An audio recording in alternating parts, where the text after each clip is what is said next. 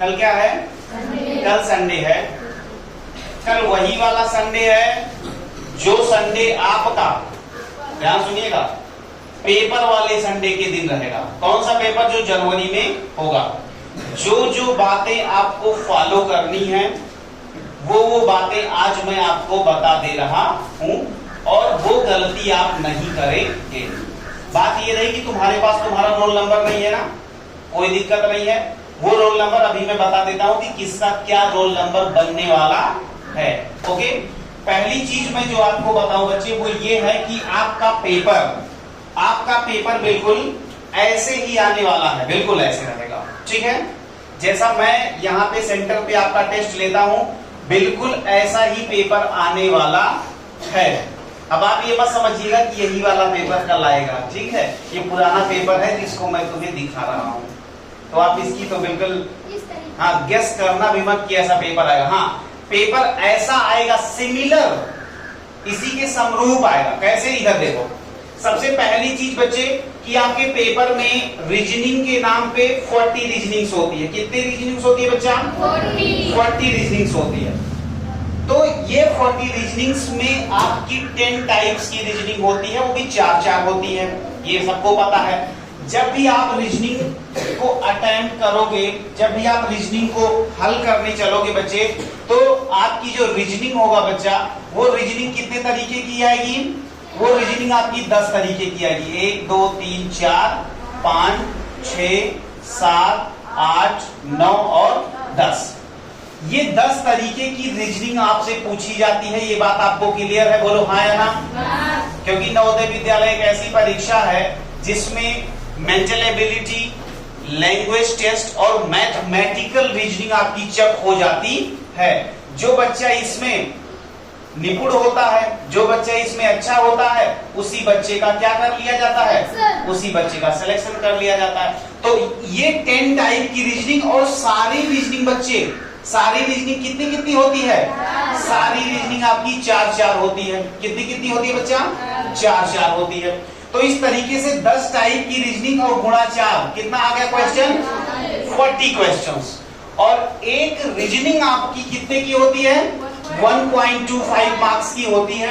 इसका मतलब 4 पंचे 20 और 4 दूना, बोलो 4 दूना 4 पंचे 20, 4 दूना 8 2 10 और 4 एकन्नी 4 5। इसका मतलब बच्चा ये हो गया कि 50 नंबर आपको कहां से मिलने वाले हैं? 50 नंबर आपको बच्चे रीजनिंग से मिलने वाले हैं। और 100 में 50 कितना प्रतिशत हुआ? 100 में अगर आप 50 पाते हो तो कितना प्रतिशत हुआ? 50% हुआ। इसका मतलब ये हो गया कि 50% वेटेज किसका है? रीजनिंग का। क्या आपको समझ में आएगा? दूसरा जो आपका ऑपरेशन होता है, जो दूसरी बात होती है, वो आपकी होती है लैंग्वेज की। किसकी? लैंग्वेज। लैंग्वेज में 2 बातें होती हैं। कुछ बच्चे हिंदी ऑप्ट करते हैं, कुछ बच्चे इंग्लिश ऑप्ट करते हैं। अपने यहाँ तो ज्यादातर बच्चे जो है वो हिंदी वाले हैं, तो कोई दिक्कत नहीं है। तो हिंदी हो या इंग्लिश हो बच्चे, इसमें कितने पैसे जाते हैं? 4 पैसे जाते हैं। क्या आते हैं? 4 पैसे जाते हैं। अब ये जो 4 पैसेज होता है, एक पैसेज कितने नंबर का होता है? कितने क्वेश्चन होते हैं? इसका मतलब 20 क्वेश्चंस होता है। और एक क्वेश्चन कितने नंबर का? 1.25 का। तो 2 पंचे 10 और 2 दूना 4 5 और 2 एकन्ना 2। इसका मतलब ये हुआ कि बच्चे 25 मार्क्स, 25 नंबर का क्या आएगा आपका? 25 नंबर का आपका हिंदी या इंग्लिश आएगा, यानी लैंग्वेज। लास्ट सेक्शन जो होता है बच्चे आपका, वो होता है मैथमेटिक्स का। किसका होता है? मैथमेटिक्स। मैथमेटिक्स में आपसे 20 क्वेश्चंस पूछे जाते हैं और 1.25 मार्क्स का होता है। तो ये कितना बन जाता है? ये भी 25 नंबर बन जाता है। तो टोटल देखो, 25 इधर से आया, 50 इधर से आया और 25 इधर से आया। आपका टोटल पूर्णांक कितने का बन जाता है?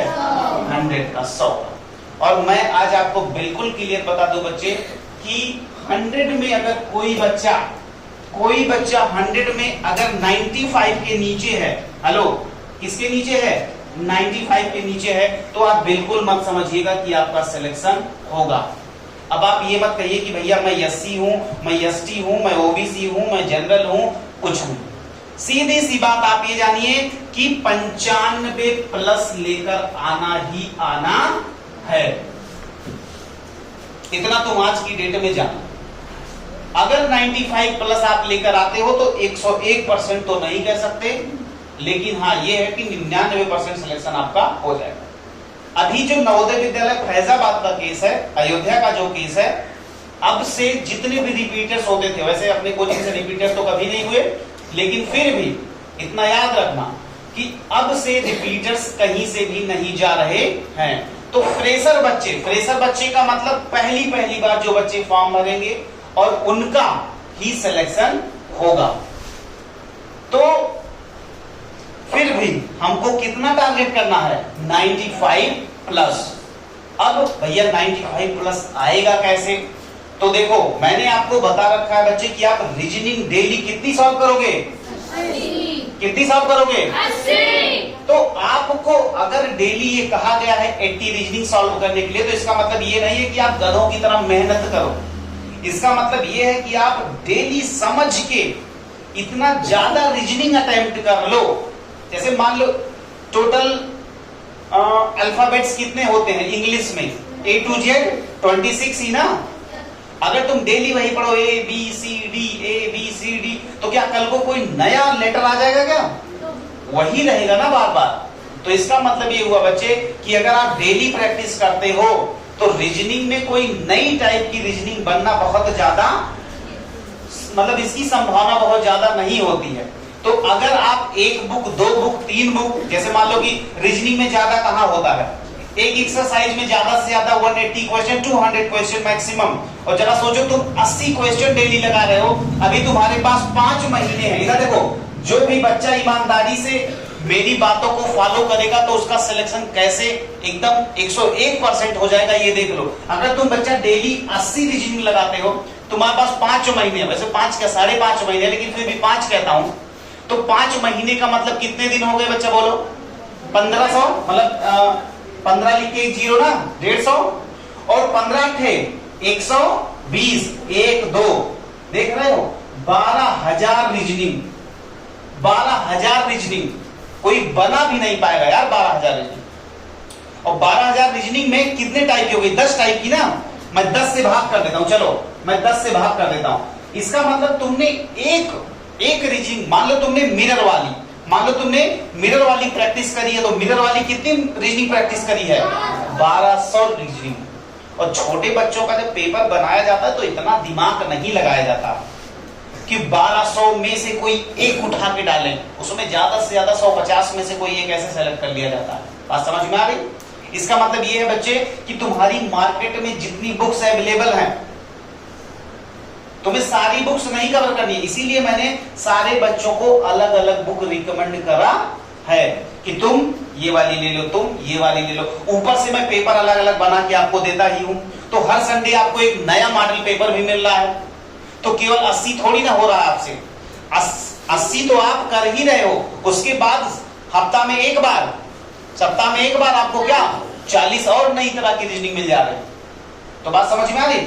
अब बात आती है कि हिंदी का केवल एक ये मतलब है बच्चे, जैसे आपको पर्यायवाची आता है, जैसे आपको विलोम आता है, जैसे आपको समानार्थी आता है, ये सारी बातें आप पढ़ते रहे, ठीक है। और साथ में डेली वो जो मैंने बताया ना 4 पैसेज, यानी कि 20 क्वेश्चंस डेली हिंदी के, यानी कि आपको डेली 4 पैसेजेस पढ़ने हैं, और 4 पैसेजेस पढ़ने के बाद उनके आंसर्स आपको बच्चा देने हैं। अगर ये काम आप कर ले गए तो फिर से मैं कह रहा हूं कि 101% तो नहीं, लेकिन 100% आपका सिलेक्शन होके रहेगा।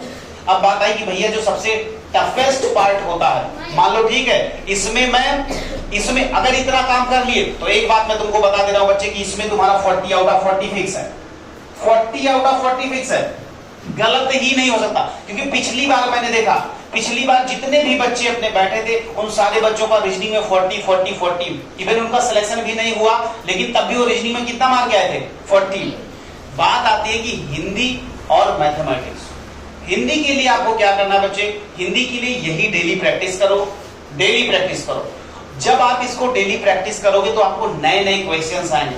आपको ये आइडिया लगेगा कि अच्छा पर्यायवाची भी पूछ सकता है, अच्छा विलोम भी पूछ सकता है।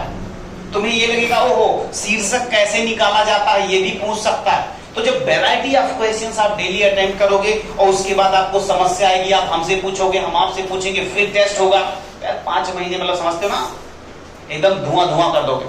तो ये इसमें भी 20 आउट ऑफ 20 पाना बहुत बड़ी बात नहीं है। तो ये 40 20 60 नंबर, 60 क्वेश्चन, और 60 क्वेश्चन का मतलब 1.25 से मल्टीप्लाई कराओगे तो 50 और 25 कितना हो गया, 75 नंबर। ये 75 नंबर आपकी मुट्ठी में हमेशा होने चाहिए, हमेशा। अब बात ये आती है कि मैथमेटिक्स के साथ क्या करना है, क्योंकि डिसाइडिंग फैक्टर जो होता है बच्चे, जो सिलेक्शन दिलाता है वो क्या होता है आपका, वो होता है मैथमेटिक्स। सही बात तो है, मैथमेटिक्स ही आपको, हेलो बच्चे ध्यान दो, ओए इधर, मैथमेटिक्स ही आपको सिलेक्शन दिलाता है। अगर कहते ना यार अब की बार मैथ बहुत टफ आ गई थी, अब की देखना मेरिट डाउन चली जाएगी, अरे अब की बात मैथ तो बहुत सिंपल है कि मेरिट बहुत हाई चली जाएगी। मेरिट डाउन होना या मेरिट हाई होने का मतलब ये है, मेरिट डाउन होने का मतलब कि बहुत सारे बच्चे धड़ाम हो गए। क्या हो गए, बहुत सारे बच्चे धड़ाम हो गए, और अब की बार 90 पर ही सिलेक्शन हो जा रहा है, 92 पे ही सिलेक्शन हो जा रहा है। मेरिट हाई आने का मतलब ये होता है कि सारे बच्चों ने बड़ा अच्छा कर रखा है, सारे बच्चों ने कैसा कर रखा है, बड़ा अच्छा कर रखा है, और उस बड़े अच्छे के चक्कर में क्या हुआ 97 98 99 पे जाके सिलेक्शन हो रहा है। तो अब बात आती है मैथमेटिक्स की। तो मैथ्स में आपको क्या करना है ये बात आप समझिए पहले। वैसे मैं बार बार आपको बता ही चुका हूं, लेकिन फिर भी मैथ्स में करना क्या है, जो भी यहां पे चल रहा है, मान लो जो चैप्टर्स आपको नहीं सिखाए गए हैं आप उनको बिल्कुल मत करें, आप उनको सोचें भी ना, आप उन पर जाएं भी ना। लेकिन जैसे मान लो कि अब मैं यहीं से शुरुआत करता हूं कि मैंने आपको फ्रैक्शन करवा रखा है। क्या करवा रखा है बच्चा, फ्रैक्शन बोले तो भिन्न, मैंने आपको भिन्न करवा रखा। सपोज करो कि मैंने आपको वो जो सरलीकरण जिसको कहते हो, सिंप्लीफिकेशन नहीं, सिंप्लीफिकेशन होता है ना, सरलीकरण जिसको कहते हो, सरलीकरण। जैसे कि मान लो आपको मैंने एलसीएम और एचसीएफ यानी कि लासा और मासा, ये तो नॉर्मली हो ही गया था। उसके बाद भी बच्चे मैंने आपको 4 चैप्टर नए सिखाए हैं। कौन कौन से, एक तो आपको साधारण ब्याज मैंने सिखाया, क्या, साधारण ब्याज यानी इसको सिंपल इंटरेस्ट कहते हो आप लोग, ठीक है। दूसरी चीज लाभ हानि मैंने आपको सिखाया। क्या सिखाया बच्चे, लाभ हानि, प्रॉफिट एंड लॉस। या लिखते भी चलो कि इस पे अब आपको काम करना ही करना है। मैंने आपको और क्या सिखाया, चाल दूरी समय मैंने आपको सिखाया। क्या सिखाया, चाल दूरी समय। इसका मतलब मैंने क्या सिखा दिया आपको, स्पीड, डिस्टेंस और टाइम मैंने सिखा दिया। मैंने आपको बच्चे पैमाना भी सिखा रखा है। क्या सिखा रखा है, मैंने आपको पैमाना भी सिखा रखा है। पैमाना का मतलब वही मिली, सेंटी, डेसीमीटर, डेकाहेक्टो, किलो वाला, ठीक है। तो आपने मेरे से पैमाना भी सीख लिया है। क्या सीख लिया है, पैमाना भी सीख लिया है, मेजरमेंट जिसको कहते हो। अब सुनो ध्यान से, हाँ आपको मैंने क्या, आयतन और क्षेत्रफल, आयतन और क्षेत्रफल, आयतन और क्षेत्रफल, इतनी बातें लगभग आपसे हो चुकी हैं। लेकिन आप घबराइएगा नहीं, कुछ बच्चे अभी 10 दिन पहले ज्वाइन किए, कुछ बच्चे 5 दिन पहले ज्वाइन किए, कुछ बच्चे 1 महीने पहले ज्वाइन किए। तो हो सकता है कि इसमें से ढेर सारे या कईयों ना हो, लेकिन मैक्सिमम बच्चे यहाँ पे इतना कौन कौन सीख चुका है मुझसे, इतना मुझसे कौन कौन सीख चुका है, जो हैंड्स हाथ खड़ा करिए। बिल्कुल जो नए वही नहीं सीखे, बाकी सब सीखे हैं। महाराज आप नहीं सीखे क्या, हाथ खड़ा करिए, ठीक है, डाउन। तो ये, लेकिन सुनो, हाँ इसमें एक और जोड़ लो, प्रतिशत लाभ और प्रतिशत हानि, प्रतिशत लाभ और प्रतिशत हानि, ठीक है।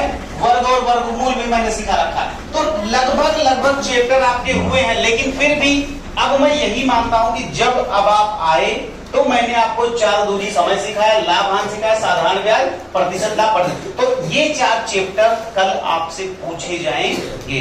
अब बात ये आती है कि हमको भैया पेपर अटेम्प्ट कैसे करना है, कि कल को जब हम पेपर में जाते हैं या हम परीक्षा में जब बैठते हैं, या कल जब संडे वाला टेस्ट होगा तो हम बैठते हैं, तो हम कैसे पेपर को अटेम्प्ट करेंगे। याद रखना, अपने यहाँ पेपर इतना टफ होता है, इतना टफ रखा जाता है पेपर, प्लस क्या कहते हैं, ये जो गार्डी वगैरह करते हैं, इतना टफ रखा जाता है कि कोई भी बच्चा जो रहेगा, ऐसा हो ही नहीं सकता है कि वो यहाँ पे पेपर में डरे ना और वहां पे पेपर में जाके डर जाए, तो ऐसा होना पॉसिबल ही नहीं है। तो सुनो ध्यान से, अब देखो तुम्हारे जो पेपर का फॉर्मेट होगा, वो यही होगा। समझ रहे हैं? तो ये जो फॉर्मेट आपका होने वाला है बच्चे, अब सुनिए ध्यान से, तो ये है आपका पेपर बच्चे, ठीक है। पेपर का फॉर्मेट बिल्कुल यही रहने वाला है। अब मेरी बात ध्यान से सुनो, अब आपको पता चल गया कि कितने कितने क्वेश्चंस आने वाले हैं। अब बात रहेगी कि भैया इसको अटेम्प्ट कैसे करना है। आप मान लो कि सबसे पहले खोलते हो और आप खोलते हो रीजनिंग में देखते हो और आपको लगता है कि भाई पहले में बी सही है, तो आपको क्या करना है, आप कल बच्चे ध्यान दो, आप कल पेंसिल लेकर भी आएंगे। क्या लेकर आएंगे? पेंसिल और पेन दोनों लेकर आएंगे।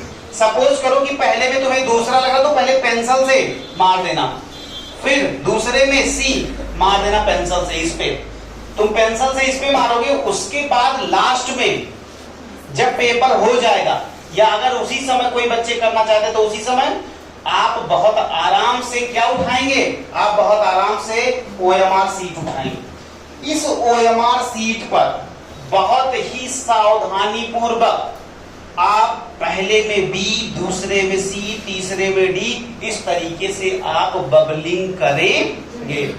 बात समझ में आ रही है? सबसे पहली चीज इसमें है रोल नंबर। तो रोल नंबर 1 2 3 4 5 6 7 अंक का है। फिर से देखते हैं, 1 2 3 4 5 6 7 अंक का रोल नंबर है। अब सुन लो, वो रोल नंबर आप अपना अपना क्या लिखोगे वो नोट करो। 7 अंक है, 7 अंक। तो सुनो ध्यान से, मैं आपको बता दे रहा हूं कि वो 7 अंक में आप क्या बनेंगे, 1 2 3 4 5 6 7। पहले में आप लिखिएगा 1 2 3 4 5।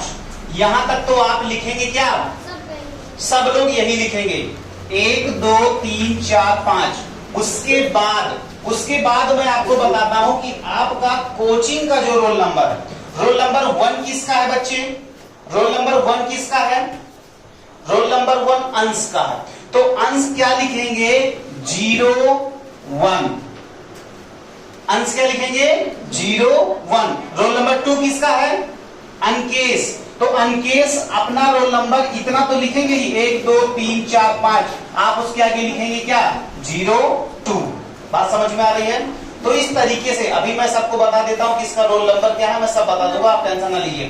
तो इस तरीके से बच्चा, इस तरीके से आप क्या करिएगा, इस तरीके से आपको अपने रोल नंबर्स फिल करने रहेंगे। दूसरी बात यह है कि परीक्षा पुस्तिका संख्या, तो इसमें आप 1 2 3 4 5 6 7, इसमें भी 7 है, तो आप इसमें 1 से 7 तक, 1 2 3 4 5 6 7 तक डाल देंगे, कोई दिक्कत। फिर उसके बाद है अनुक्रमांक, तो अनुक्रमांक में फिर से वही डालिएगा। फिर है परीक्षा पुस्तिका संख्या, फिर वही आप 1 से 7 तक संख्या डालेंगे। फिर आएगा स्टेट, स्टेट में आप क्या डालिएगा, 2 4 डाल देना, हाँ, क्योंकि अपना स्टेट का जो कोड है वो 24 है, तो 2 और 4 डाल देना। उसके बाद डिस्ट्रिक्ट में क्या डालोगे, डिस्ट्रिक्ट में फैजाबाद के लिए हाँ लगभग अलॉटेड रहता है, 03 डाल दीजिएगा। ब्लॉक में क्या डालोगे, ब्लॉक में डाल देना, चलो 01 डाल देना, कल हम बताएंगे, टेंशन ना लो। और फिर सेंटर में 10 डाल देना, चलो कुछ भी डाल देना, उसके लिए दिक्कत नहीं, ठीक है। तो इस तरीके से कोई भी गलती बच्चा OMR पे नहीं करेगा। हाँ क्या हम बताएंगे, वैसे फिलहाल ये चीज 032 240110 यही डालना। रोल नंबर आप बिल्कुल ही फिल करना। किसी भी बच्चे को अपने कॉपी पे नाम नहीं लिखना है, नीचे सिग्नेचर है वहां पे आप अपना नाम लिखेंगे। प्रॉपर बिल्कुल फॉलो करना है, जैसे नवोदय विद्यालय टेस्ट लेता है उससे भी खतरनाक टेस्ट यहाँ पे होने वाला है, क्योंकि वहां पे आप इधर उधर तो मुड़ भी लेते हो, लेकिन यहाँ अगर आप मुड़ते हैं तो जानते हैं फिर क्या होता है। ठीक है, तो अनुशासन सबसे पहली चीज कि आप अनुशासन में पेपर देंगे, फिर उसके बाद हम देखते हैं कि रैंक लिस्ट पे आपकी पोजीशन क्या होती है। तो पेपर से रिलेटेड या OMR फिलिंग से रिलेटेड किसी भी बच्चे को कोई डाउट हो तो पूछ लो। कोई डाउट बच्चा? बिल्कुल नहीं ना, चलो ठीक है। रैंक लिस्ट आपकी पेपर जैसे संडे को होता है, मंडे को आपको पीछे वहां नोटिस बोर्ड पे रैंक लिस्ट आपकी लग जाएगी। आप अपनी पोजीशन देखिएगा कि हम कहां पे आ रहे हैं। ओके, चलो ठीक है। तो ये इंफॉर्मेशन रही आपके लिए कि आप पेपर कल यानी कि संडे को, और कल ही नहीं हर संडे को पेपर आप कैसे अटेम्प्ट करेंगे, पहली चीज। दूसरी चीज ये कि जब आप नवोदय के लिए पेपर देने जाते हो तो यही फॉर्मेट फॉलो करना है। क्या, इससे ज्यादा आपको कुछ भी नहीं करना रहेगा। ओके, बात समझ में आ गई? तो इतना काम आप सारे बच्चों को करना है। बाकी किसी को कोई डाउट हो तो आप आराम से पूछिए। ठीक, हाँ।